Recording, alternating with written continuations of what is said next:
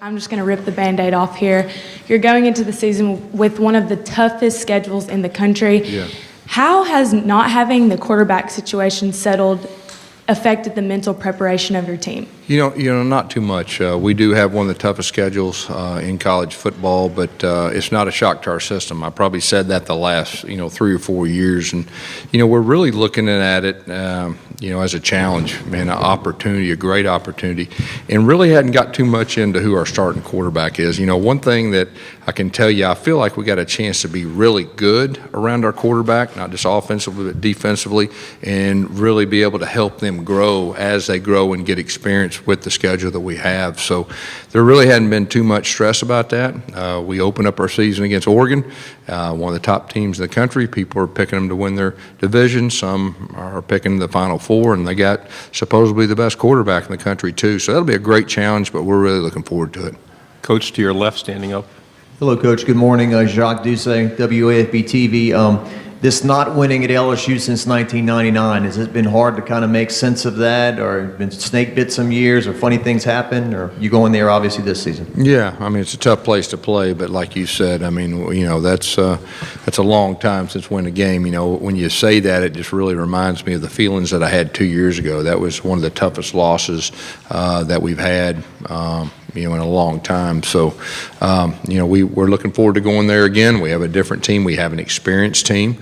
After last year's game, which was really, really tough, the way that ended, and that really last year's LSU game. You win that game, you win 10 games. If you don't, it's uphill, and it was kind of one of those games that really we need to win. So we'll be very motivated, for that game. To your right, second row. Hey, Coach. Rachel Borbo, Sirius XM. Hey, Rachel. Does it invigorate you to be going back to your roots, to being the play caller, Yeah.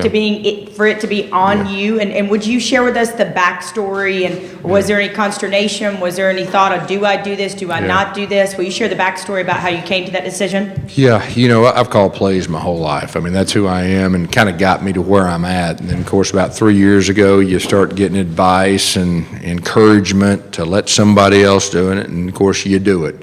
And I'm not real good at standing around watching. And so when Chip Lindsey decided to leave, which Chip Lindsey, an outstanding coach, he will do great at Troy. And he decided to leave, it just kind of set back like, okay, all right, or am I going to go ahead and hire another offensive coordinator, or am I going to do it myself? And just had a lot of prayer and just getting back to being me. And so we did that in the bowl game, and it just, the light flipped on, and just made all the difference in the world. We played really good in our bowl game, but what it did is just, it gives you a great feel, and I think we had a chance to really be good on offense again this year, and just excited to get back to being me.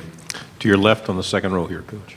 What has Coach Dillingham brought to the program? And on the defensive side, talk a little bit about a guy like Jordan Peters and what he can mean to your team this year. Yeah, Jordan Peters, he was one of our best special teams players last year. Blocked a couple punts and everything that goes with that. We're hoping that he recovers from his Achilles injury. He's looking better. Kenny Dillingham, when I decided that I was going back to calling the plays, I needed to find somebody that was at least in the atmosphere of the philosophy. Mike Norvell, the head coach at Memphis, was my former GA, and so he did the exact same job for Mike. Mike's the play caller, and so it was a perfect fit for me.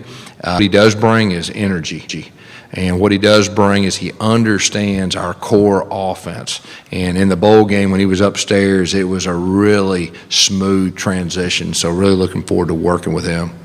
Second row, Coach. One loss with WFF. Coach, talk about the different styles between the two QBs, with Gatewood and Bo Nix, and then how your play calling this year will affect both of them. Yeah, I don't think there's as much differences as everybody would think. One thing I can tell you is both those guys will be true run threats from the quarterback position.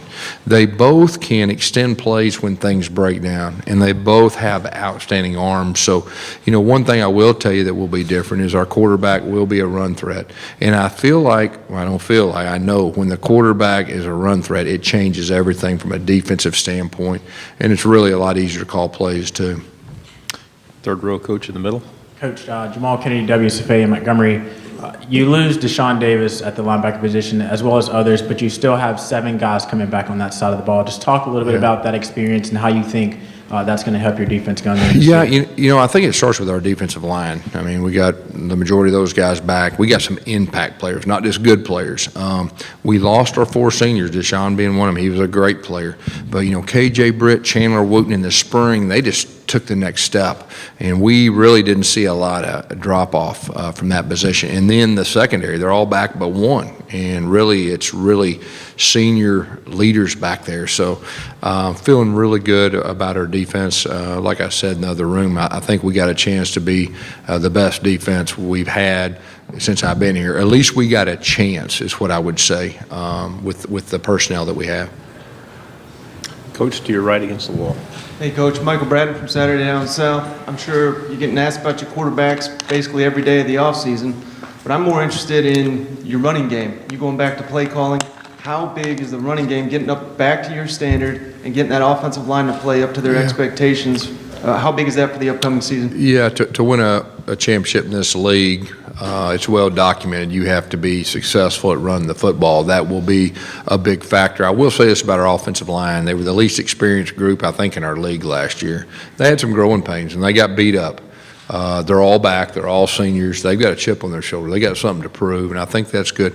But still, throwing the football, you got to be able to do both to win a championship. And, we really believe in throwing the football down the field vertically. We're going to get back to that. And, when we have explosive plays, we look like an Auburn offense. We did that in the bowl game. We need to carry that over, this season. Coach, to your left, second row. Coach, it's virtually impossible to control your players seeing everything on social media, and they're going to hear it all. So what's your message to them about the outside noise? We got really good leadership. We've got guys that have been around a long time, and we're a real close-knit team. We don't let the outside distract us at all. It really is about the people inside our team room, and we got good leadership, so that doesn't worry me at all. To your left, standing up, please. Coach, this concept of having like a second in-home visit with these defensive guys to convince them to come back, in and of itself, pretty fascinating. So I'd like you to talk about that, but more specifically, Kevin Steele, your defensive coordinator, and the bond that he kind of has with those guys on defense. How much did that specifically play into encouraging these guys to collectively come back, sort of like we saw with Clemson last year in their defensive line? Yeah, I think there's a lot of factors. I mean, of course, Rodney Garner had a lot to do with a lot of those guys too, our whole coaching staff. But, it's more of when you have an in-home visit for the second time, is educating your players. We always want what's best for our players, and our goal is just to educate them. I think most of those guys would really want to come back because they've got some unfinished business, on the field. And some of them, want to come back and finish their degree. There was a lot of different things. But, I think that's just something that you'll see more and more of in the future.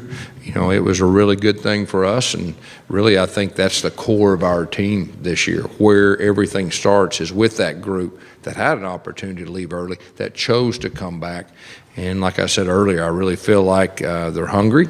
I feel like they've got something to prove. And you don't just come back, all right, when you got a chance to really, do some special things leaving. You don't come back just to come back. You come back for a reason.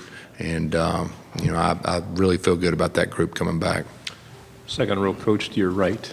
Talking about leadership, are there any rising players specifically that show up on and off the field? We got a lot of leaders on our team. We have a high character team. We hadn't had a whole lot of off the field issues in a long time, and so but it really starts with your seniors every year. But you want your quarterback to be a leader, and I think whoever wins that position, I think it's going to be. But we've got a lot of different leaders throughout our team. That's a really great feeling. Coach, to your left on the front row. Chris Brees, CBS 42 in Birmingham. One more question on the quarterbacks.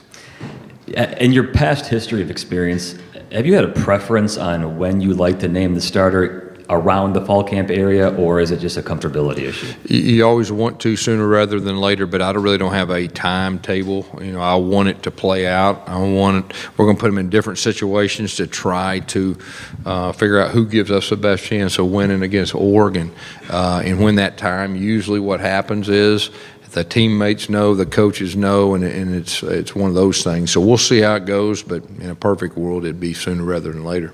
Last two questions, first right here on the left. Okay, another question about the quarterbacks. I'm curious about their football IQ and more importantly, how Bo Nix conducts himself in the quarterback room, especially with him being as young as he is.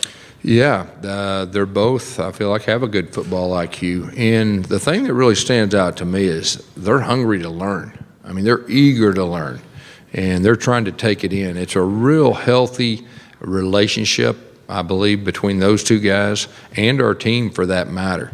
And but both those guys are desperate to be the best they can be, to learn as much football as they can. I mean, the reality is, you know, whoever we start in the first game is not going to have any college football experience. And so that's why I kind of go back to, we need to be really good around them and let them grow.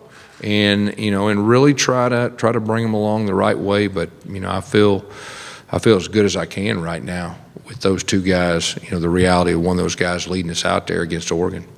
Your last question is to the right.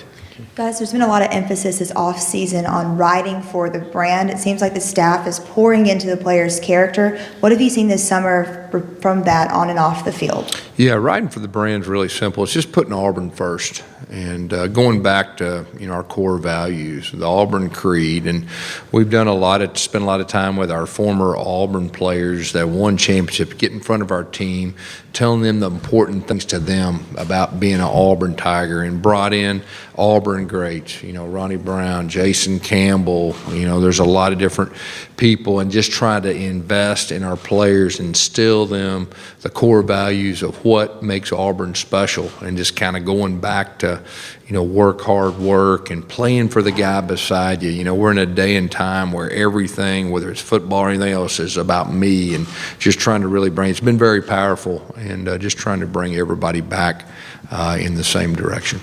Coach, thank you very much. All right.